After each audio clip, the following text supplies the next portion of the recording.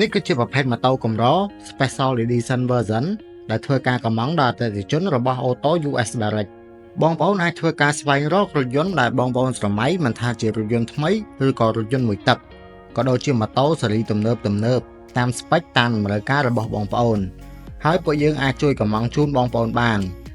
អញ្ចឹងសូមបងប្អូនកុំភ្លេចjoin Telegram Channel របស់ពួកយើងទាំងអស់គ្នាដែលមាននៅក្នុង Caption អញ្ចឹងកុំឲ្យខាតពេលយូរយើងមកមើលអំពីសកម្មភាពទម្លាក់ម៉ូតូមួយគ្រឿងពីពួកយើងទាំងអស់គ្នា BMW K1600 Bagger Midnight Version ឆ្នាំផលិត2022ក្រុមការងាររបស់ពួកយើងយកចិត្តទុកដាក់ខ្លាំងមែនទែនក្នុងការចាត់ចែងមិនថាដឹកមិនថាបើកទូពីកុងតឺន័រ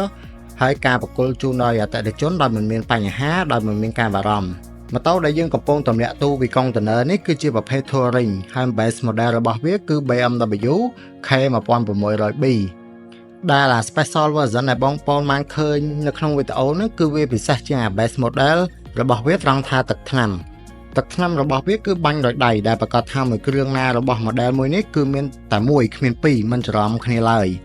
អញ្ចឹងបងប្អូនក៏អាចមើល detail លម្អិតរបស់ម៉ូតូមួយគ្រឿងនេះបានក្នុងវីដេអូនេះដែលក្រុមការងាររបស់យើងទម្លាក់ពីកុងតឺន័រហើយប្រគល់ជូនអតិថិជនលក្ខណៈសម្បត្តិទូទៅរបស់ម៉ូតូមួយគ្រឿងនេះមានដូចជាម៉ាស៊ីន1600ជាង cc 6 ស៊ីឡាំង inline six ប្រើប្រាស់ប្រព័ន្ធអំប្រយា6វគ្គប្រើប្រព័ន្ធបញ្ចុះកម្ដៅដោយទឹកស្អំផលិតបានកម្លាំង